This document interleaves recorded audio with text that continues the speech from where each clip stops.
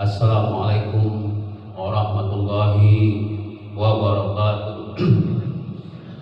Alhamdulillahilladzi anzala Bismillahirrahmanirrahim.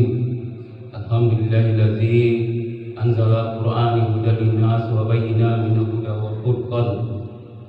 Asyhadu an la ilaha illallah wahdahu la syarika lah wa asyhadu anna Muhammadan abduhu wa rasuluh la nabiyya ba'da. Amma ba'du. Bapak-bapak, ibu-ibu, jemaah subuh rahimakumullah.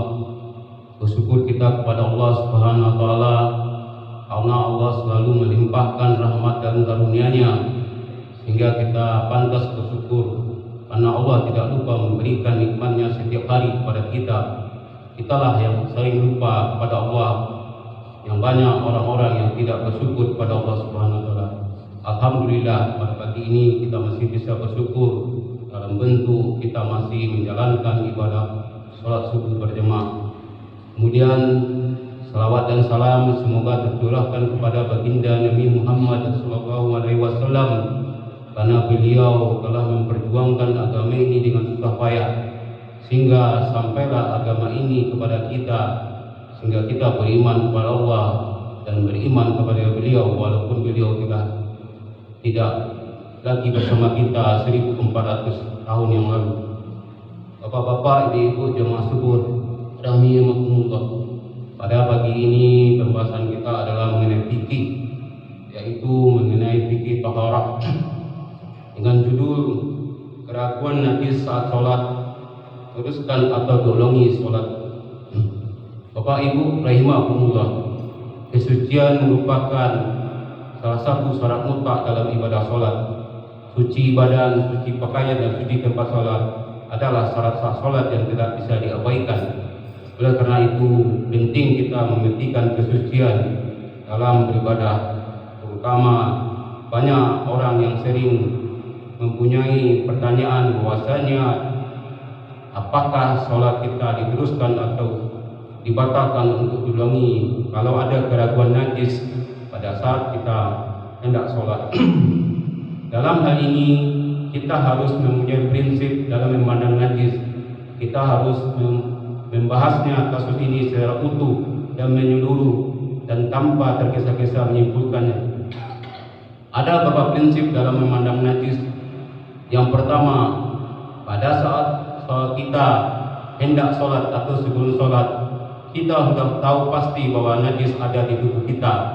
Wajib kita bersihkan. Kalau tidak bersihkan, tidak terpenuhi syarat kesucian dalam beribadah, terutama ibadah sholat.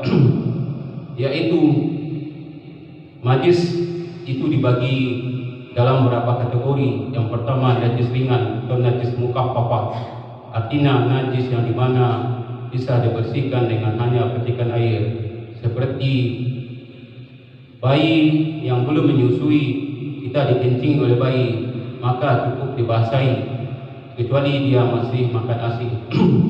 Kemudian yang kedua hadis muwasitah, artinya hadis ringan, seperti kita kena kotoran ayam, maka yang harus kita kerjakan adalah membersihkan dahulu sehingga hilang warna dan baunya, kemudian baru kita siram dengan air. Kemudian yang ketiga najis mughalazah, artinya najis berat, yaitu seperti jilatan anjing yang kita harus cuci 7 kali, salah satunya dengan tanah atau dengan bahan serupa. Kemudian yang kedua, memandang najis. Kalau seandainya kita hendak sholat atau sudah berwudu tetapi kita masih ragu dalam apakah masih najis, kita tidak tergesa-gesa untuk membatalkannya, tetapi kita harus perhatikan apakah benar-benar najis atau tidak ada. Kalau hanya keraguan, itu kita bisa lanjutkan, karena pada prinsipnya fikih yang penting adalah dalam kaidah fikih aslu baqa'u ma kana ala ma kana, artinya asal suatu tetap sebagaimana keadaan semula. Artinya selama tidak ada bukti kuat bahwa pakaian itu benar-benar terkena najis, maka statusnya tetap dianggap sah. Kemudian keraguan itu semata tidak cukup untuk menggugurkan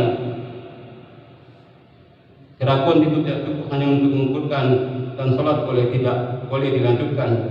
Yang ketiga, seseorang dalam sholat mendapatkan najis pada bagian pakaian yang mudah dilepaskan, seperti sorban, peci, atau sandal, maka hal-hal tersebut atau bahan-bahan tersebut seperti peci, sandal, dan sorban tersebut bisa dilepas dan sholat bisa dilanjutkan. Hal ini sebagaimana yang pernah terjadi pada Nabi, yaitu hadis dari Abu Sa'id Al-Khudri, bahwasanya Nabi sholat kemudian melepaskan sandalnya, orang-orang pun ikut melepaskan sandalnya. Ketika selesai sholat, beliau bertanya, "Mengapa kalian melepaskan sandal?" Mereka menjawab, "Wahai Rasulullah, kami melihat engkau melepas sandal, maka kami juga melepas sandal." Kemudian beliau bersabda, "Sesungguhnya Jibril memberitahuku dan mengabarkanku bahwasanya pada kedua sandalku ada kotoran."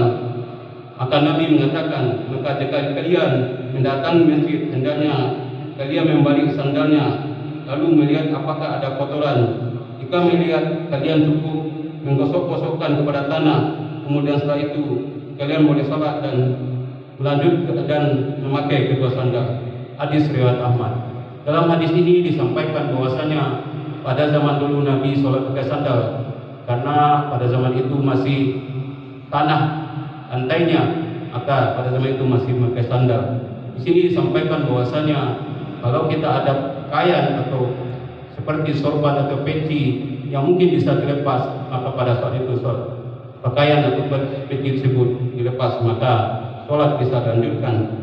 Yang kemudian apabila najis itu berada pada bagian yang tidak bisa dilepaskan, seperti pakaian, celana, sarung, mukena, maka sholat harus dibatalkan.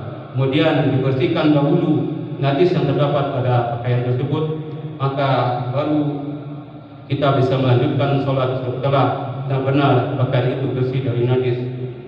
Yang kelima, apabila kita selesai sholat kemudian kita mendapatkan ada najis di pada bagian pakaian tubuh kita, maka sholatnya tidak perlu diulang, sebab dalam Islam tidak ada kewajiban atas sesuatu yang tidak diketahui pada saat itu. Sebagaimana ada hadis yang mengatakan, dianalogikan seperti ini tentang sahabat yang sholat dengan tayamum karena tidak menimba air, lalu baru menimbulkan air setelahnya. Kemudian Nabi tidak memerintahkan untuk mengulangi sholatnya. Artinya kalau kita dalam keadaan sholat, setelah sholat kita mendapatkan ada najis yang menempel pada pakaian tubuh kita, maka sholat kita tidak perlu kita ulang, karena kita tidak tahu sama sekali atau tidak bisa memastikan sama sekali ada najis pada bagian tubuh kita atau pakaian kita, maka sholat tidak perlu diulang. Karena sesuai dengan makna hadis tadi, bahwasanya kalau seandainya pemahaman bahwa ketidaktahuan terhadap najis hingga sholat selesai bukanlah alasan untuk mengulangi ibadah sholat tersebut. Bapak-bapak, ibu-ibu rahimakumullah. Jadi kesimpulannya, yang pertama bahwasanya apabila najis kita ketahui sebelum sholat, wajib dibersihkan dan wajib dibersihkan agar sholat kita bisa diterima Allah. Kemudian kalau ada keraguan di dalam sebelum mencapai sholat tersebut, maka kita tidak perlu mengulangnya kalau tidak ada kepastian benar-benar kita mendapatkan najis. Kemudian kalau sudah selesai sholat, kita baru mengetahui bahwa ada najis di tubuh kita, maka tidak perlu kita ulang, karena sesuai dengan hadis Nabi tadi. Karena ketidaktahuan adalah suatu alasan yang bisa dimaklumi dalam syariat agama. Oleh karena itu, jangan kita ragu-ragu lagi dalam sholat. Seperti mungkin ada contoh kasus lain, seperti kita sudah berwudu atau sedang sholat, kita ragu-ragu mungkin dalam hal kentut. Kalau kita ragu-ragu, misalnya apakah kita terkentut atau tidak, Nabi menyampaikan apabila tidak tersampai, tidak terbau atau tidak dengar bunyi kentut tersebut, maka hukum asalnya adalah seperti sebenarnya tadi. Maka asal hukum semula tetap, maka akan tetap semula seperti keadaan semula. Artinya awal kita suci, maka berikutnya mesti kita tetap. Assalamualaikum warahmatullahi wabarakatuh.